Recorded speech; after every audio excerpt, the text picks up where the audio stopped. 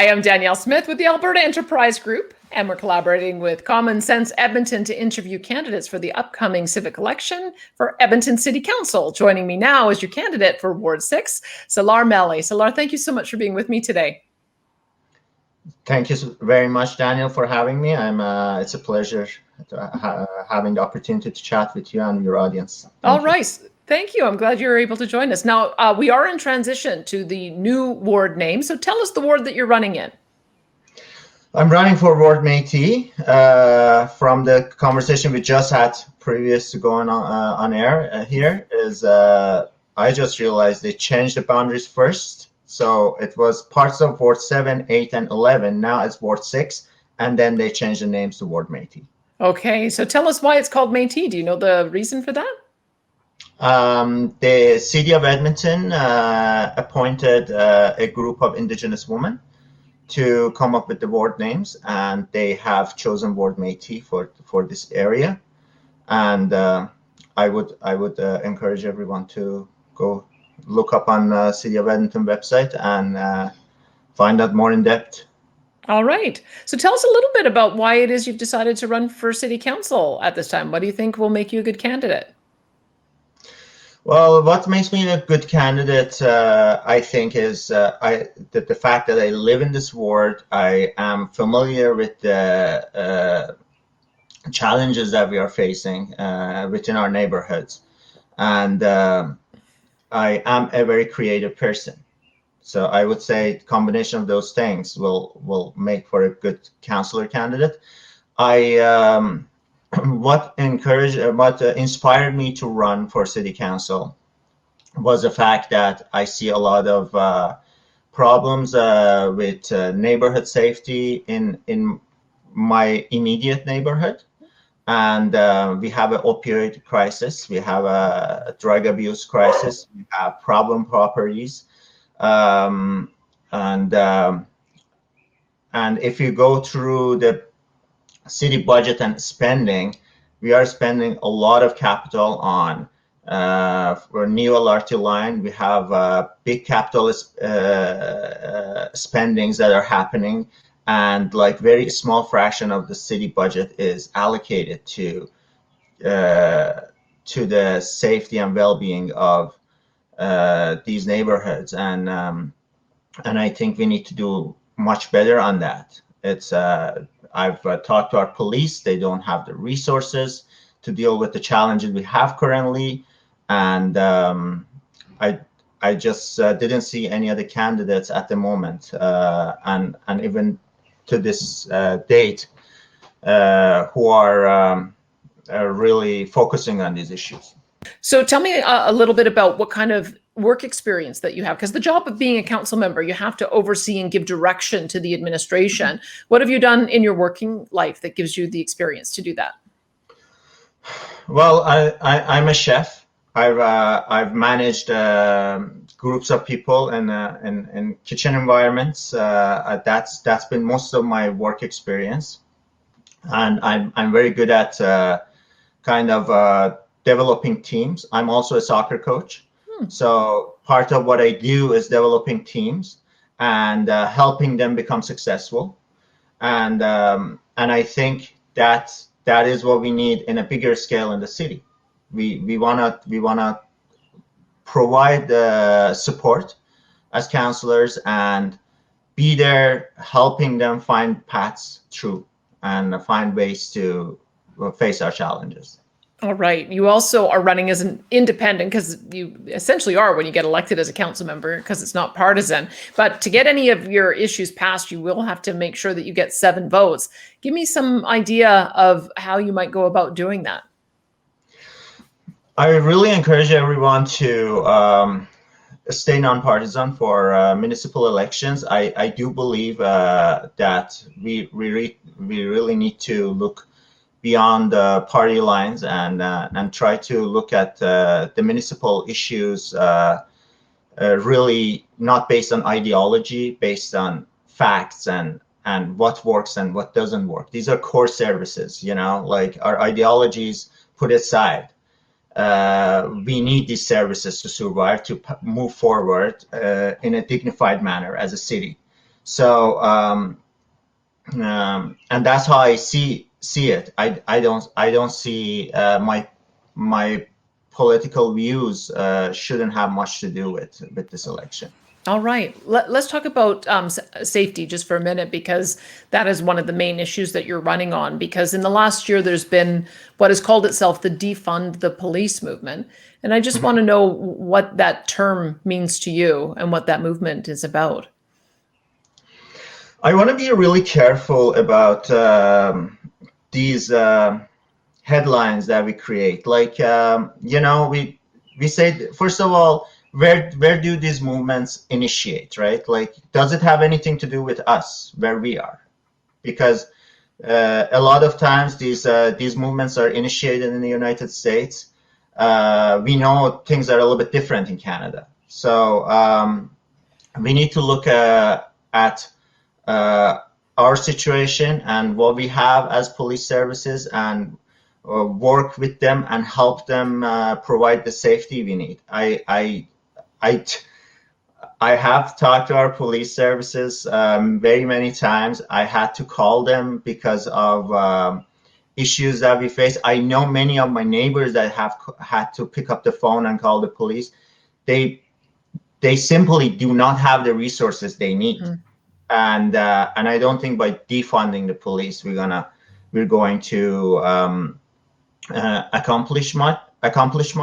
I just want to say, I'm not saying that we don't have to invest in social services, and those are also important. But just looking at Edmonton Police, I do not think that is a path forward. I think we, if anything, we need to increase funding for police. All right, thank you for that. Let's then talk about spending. If that's one area that you think that we need more funding in, give me your overall impression of how the city is spending. Do you think it's too much, too little, or about right? Well, city shouldn't spend too much because their budget, they're not running a deficit. I do think they spending 33% of our total budget over 4 years on LRT line. It is a big budget item. It's and it has been delayed, and it hasn't been delivered. And I think we could do a better job on that front for sure. Let's talk a little bit more then about the capital budget before we get to the operating side of the budget. So as you mentioned, the Valley Line Southeast has had significant delays during its construction. What's your understanding of the reason for those delays? And do you have some suggestions for how it could be done differently so we don't face delays in the future? Well, I imagine COVID had to do something with it, that, the shutdowns and those things. But however, I believe that we need to hold our contractors accountable to meet the deadlines they're supposed to meet, and that's where I would start. All right. There's going to be a few, as you mentioned, it's a big ticket item, and the city's going to build multiple future LRT extensions, including the Valley Line West, the Metro Line Northwest, the Capital Line South. Do you support further LRT expansion, or do you think that there's another way to support transportation in the city? I do believe there is other ways to do it. I think expanding LRT further might not be the best idea, in my opinion. I would need to obviously get more in-depth knowledge about it. However, from what I understand right now, the newer technologies are coming into play, such as robotaxis and self-driving technologies and electric fleets. That changes how the energy, how the fuel economy works for people. So all of these considered, I believe we need to go back to the drawing board before we spend more on LRT expansion. All right. Let's talk then about the core services of City Hall, so we can talk about the operating side of the budget. What do you see the core job of City Hall? Well, public safety, quality services in terms of drinking water, the core services that citizens need. In terms of quality education, city plays a role, and I think we need to focus more on public safety and well-being for sure. Okay, let's talk about one of the big ticket items as well on the operational side. It's staffing. And what we've seen in the last year, a city auditor report revealed that there has been an increase in middle management. It's grown by 22%, and an increase in supervisors, growing 19% since 2019. Do you have some thoughts on whether that's the right spending priority, or what would you do differently? I am aware that city currently basically spending half of their revenue on staffing, and like I believe we need to create efficiencies, especially moving forward with budget shrinking. We need to create efficiencies.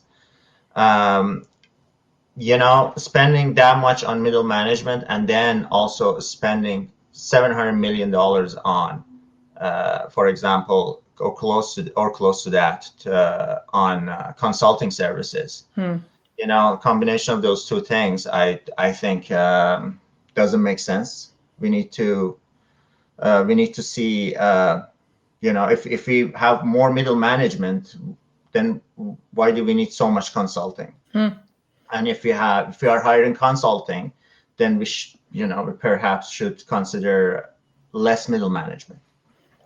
What about the front line? Oftentimes, the contracts that get negotiated get decided on a multi-year basis.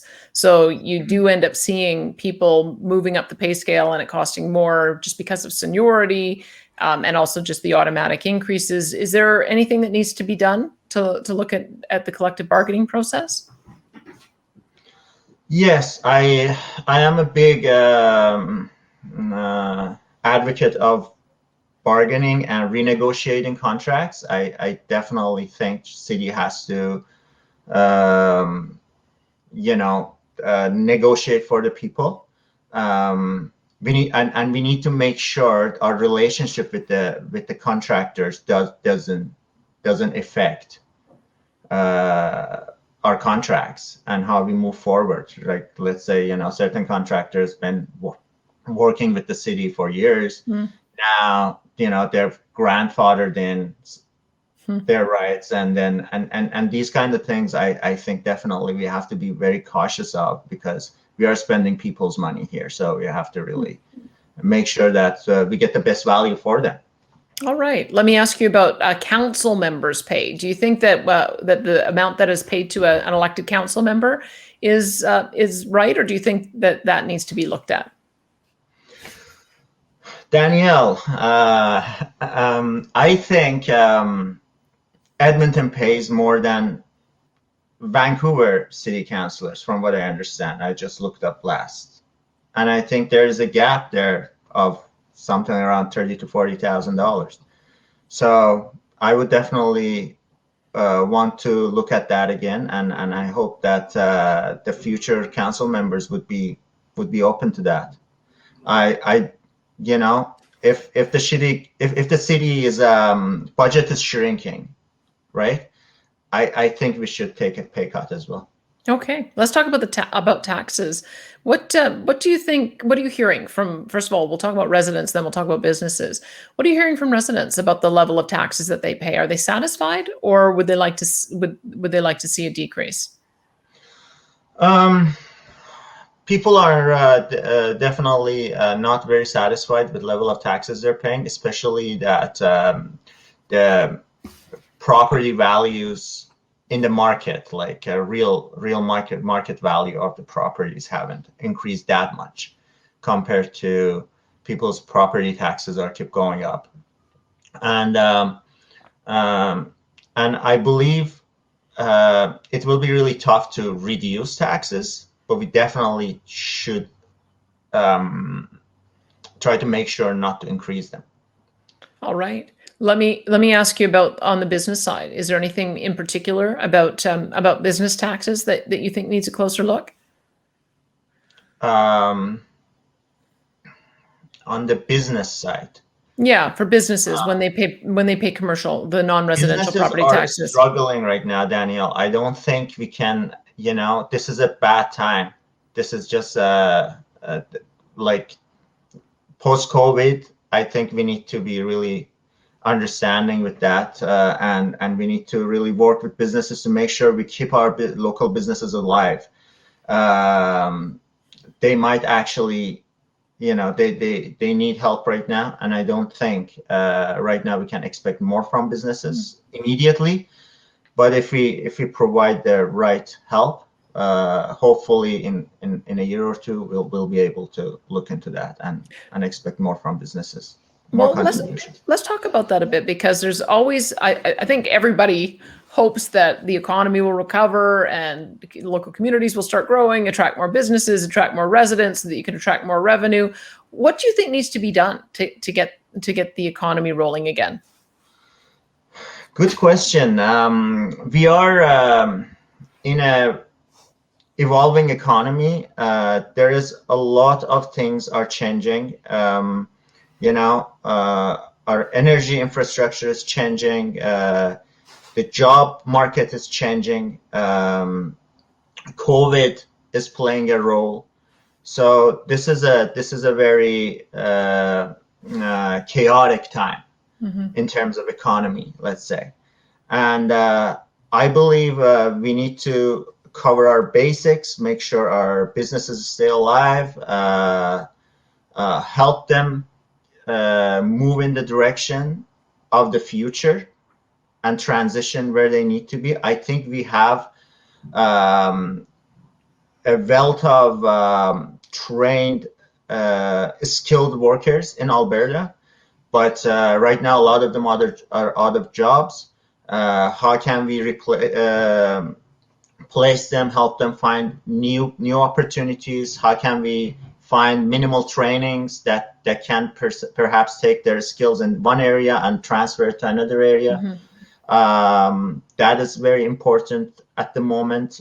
I think we have the opportunity to be a place where like new tech companies want to go to. We should definitely create the environment for them. We really want to, Wayne Gretzky has a great saying of, you want to be where the puck is, not where you want to go where the puck is going, not where it is right now. I think that's really sums it up very nicely of like, we need to stay ahead one step and try to go where the future is.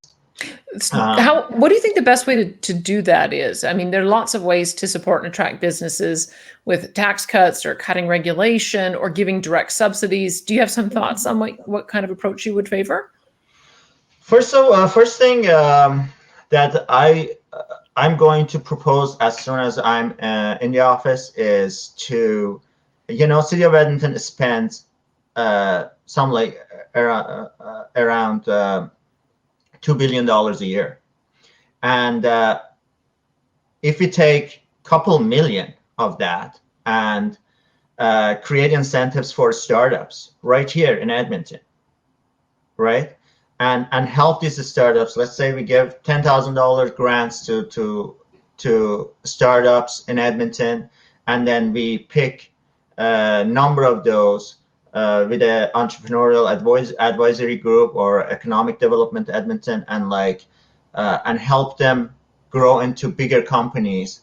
And I believe we need to do more in that area of like getting more companies being started in Edmonton and staying here and creating the opportunity and the environment for them to stay here.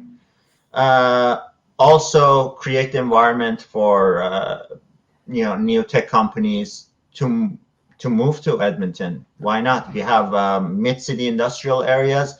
we are a pretty nice place for companies to start up and grow.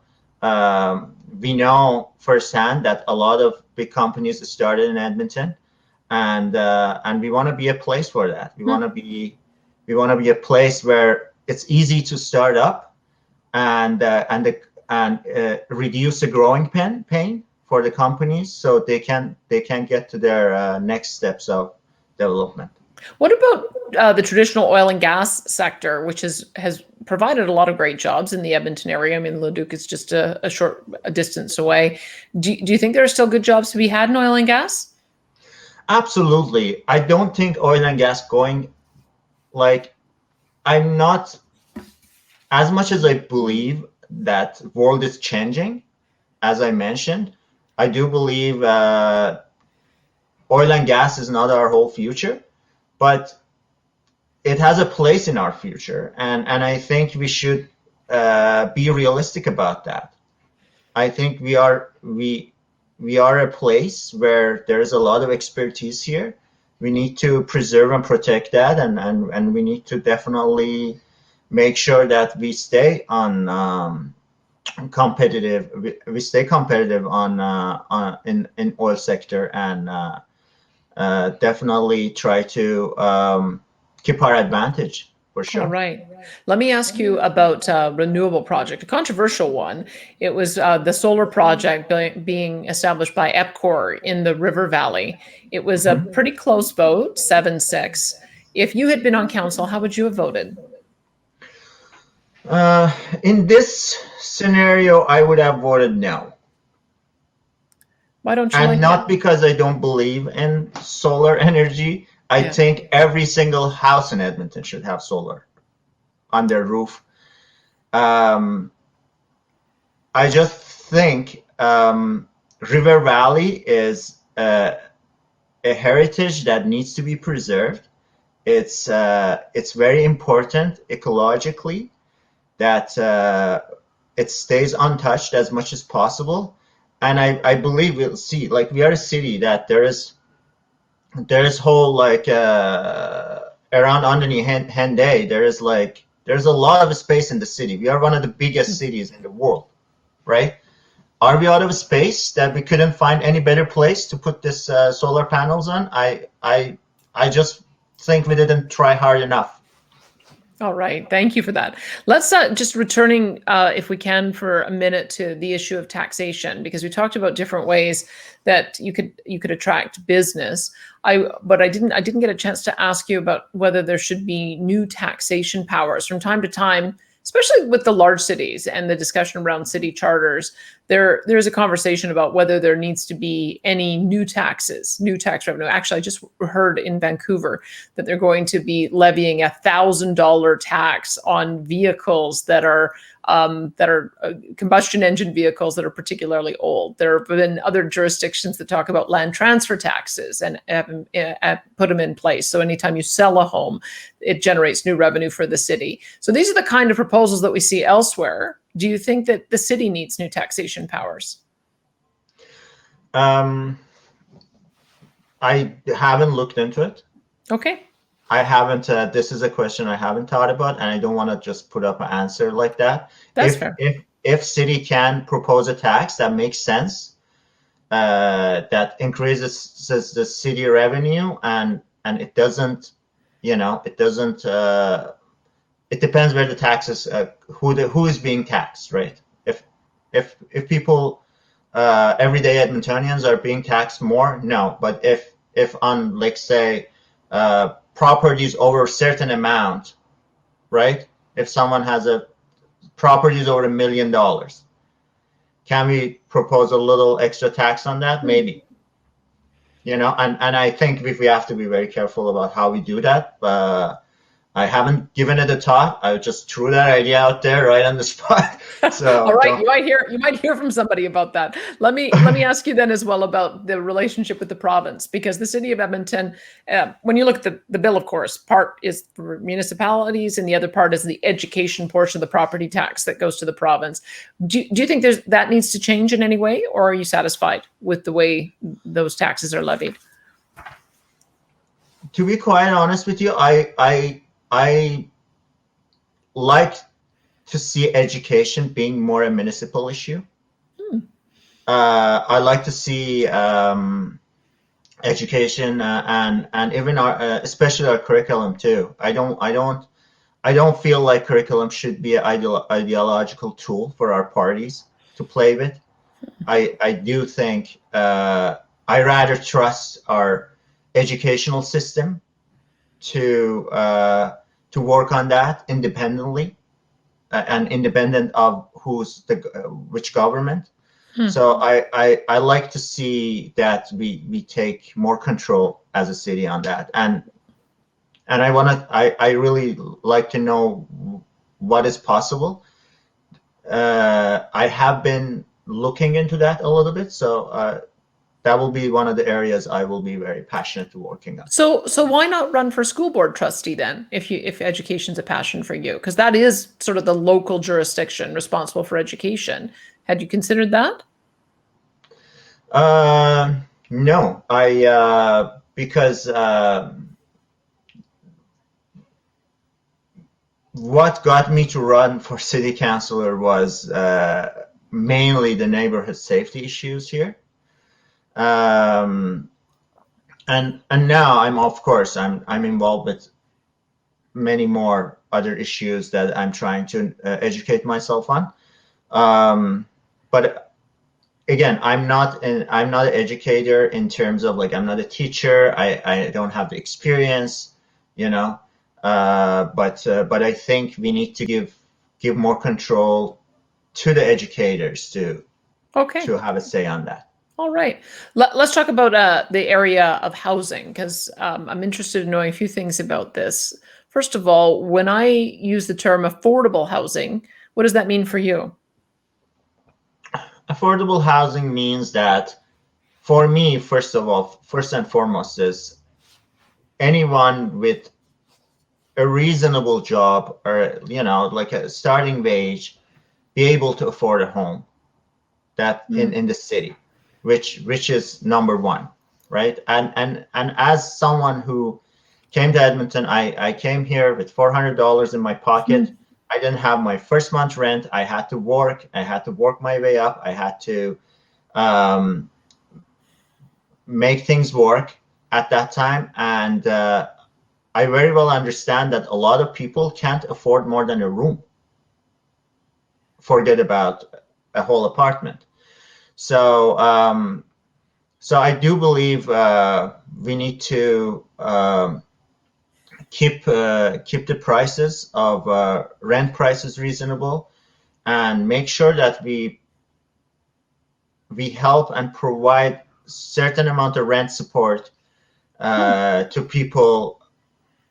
Our homeless population is growing, Daniel, and I think we really need to be careful about that and stay on top of that, because we can see in places in the States, you see this problem is like getting out of control, and you see what happens to their downtown area. The tent cities are starting to form in different places in Edmonton as well, and I want to definitely make sure that we catch people before they fall into that All right. category. Let me ask you about a sort of a second aspect of affordable housing. When people want to get their first time home purchase, oftentimes they look to the suburbs where it's a little bit more dense and a little bit more cost effective. But there's this tension between developing in the established areas and densifying and building multifamily and building up versus building single family homes in new greenfield development. How do you see that balance? Let me tell you this from a business owner perspective, right? So we want to balance where we want everything accessible to us as people. So where I'm living now, there's a talk of 15-minute neighborhoods and such, and I've talked to a lot of people, and I can see the kinds of issues that each person is passionate about. So I can tell they want infill, or they don't like infill as much. But regardless of that, everyone wants accessibility, and everyone wants good stores available close by, in walking distance, in biking distance, in like short driving distance. And in the other hand, businesses who are opening up, and I know that firsthand from opening a couple of cafes and restaurants and food trucks, and I've done a lot of this kind of small projects. I know firsthand that the population in Edmonton and the density in Edmonton does not support business as much as it should. So when you put up a business, people are so far away that it's really hard to motivate your customers to come spend money in your business, right? So I support infill because of that. I think that really does help businesses to thrive, right?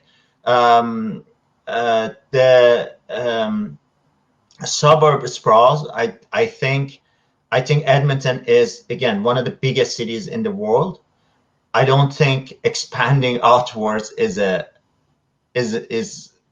kind of I don't think that makes sense. Okay. I do believe to have a thriving economy and to help businesses who are opening up, investing, to thrive and be able to support their businesses. We need infill. I think infill is a good thing for us. All right. Now, how it's done is very important as well. I understand, you went to this neighborhood and you really liked it. You went and invested in it. You like your neighborhood feel. You don't want it to change. You don't want big houses shadowing, your property and such things. I think we need to stay cautious of that, and I believe we should have some architectural oversight to make sure that we're doing this carefully and doing it in a way that our citizens are still happy in their neighborhoods. All right. Let me ask you about some inner city development, because the city has taken on the role of a developer in the old airport lands, Blatchford. So do you support the approach that the city has taken there, or do you think it needs to be done differently?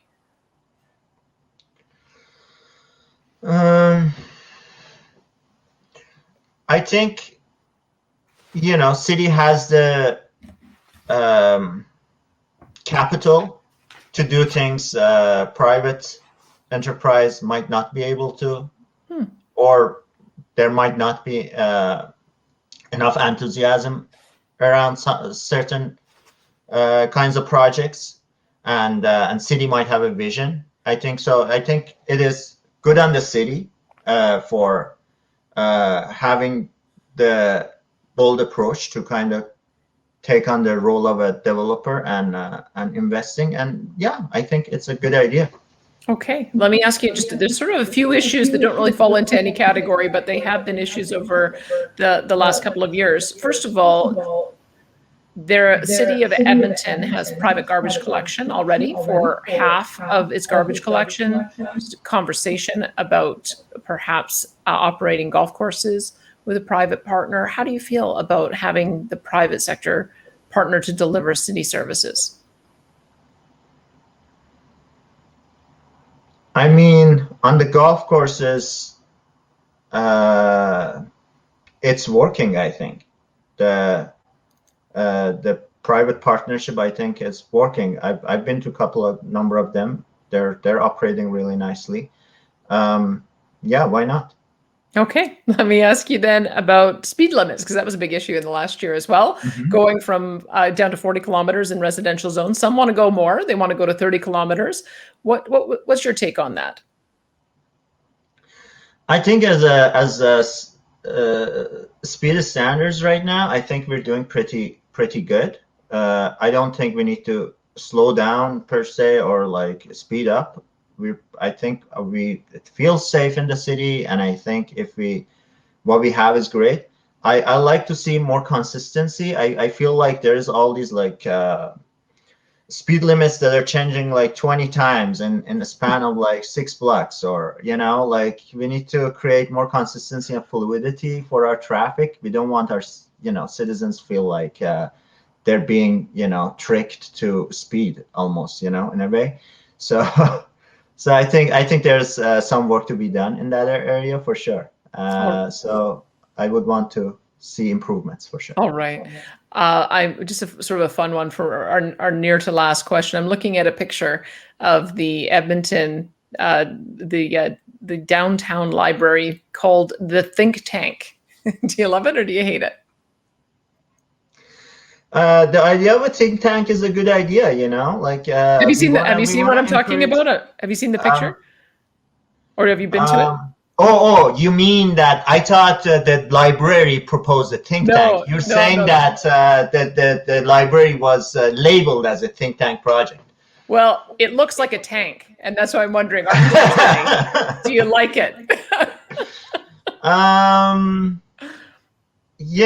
I could be a matter of taste. I haven't given it a thought really yet. So I choose not to comment right now on that. I mean, if you want to get an answer from me, I can just I totally understand.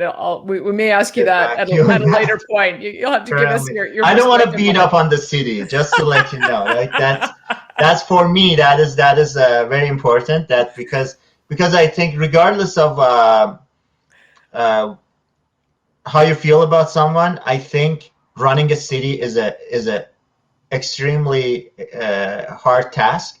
I think to be successful, you really need to work really hard, and I don't want to beat up on our current city. I think they've done a good job. I want to build up on their work.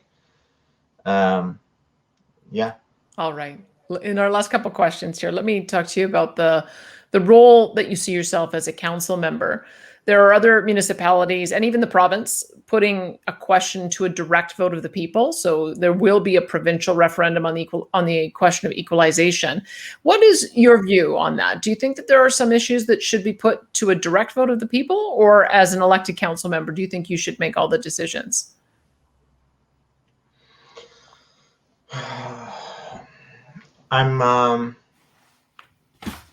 It depends on the issue, I guess. If well, maybe can you think of an issue that you would rather go to a direct vote of the people? If it sparks a lot of controversy, I think. I think if you see as a council, hey, if I say, I'm damned if I say yes, I'm damned if I say no. Like maybe that's the time to say, okay, people vote. Okay, let me ask you then, because you will end up with those situations if the city administration proposes something that they believe is good for the city as a whole, but your constituents want you to vote another way. What would you do in those circumstances? I would vote what my constituents want, for sure. I don't think we are smarter than people. I don't think we are here to tell people how to live their lives. I think we are here to serve people, and I think if my constituents reach out to me and they don't want certain project in their area, or they feel strongly about that, I will make sure to talk to even more people to make sure that this is not just a small group of people being passionate about this subject. That can always happen, but like I would then go to more people, even more people, to make sure that all the perspectives are present, and then I would vote definitely based on what people vote. All right. Well, thank you so much for the conversation today. I appreciate it. Thank you so much, and thanks for the opportunity. It was awesome talking to you. Thank you. That is Salar Melli. He is your candidate for Ward 6, Métis.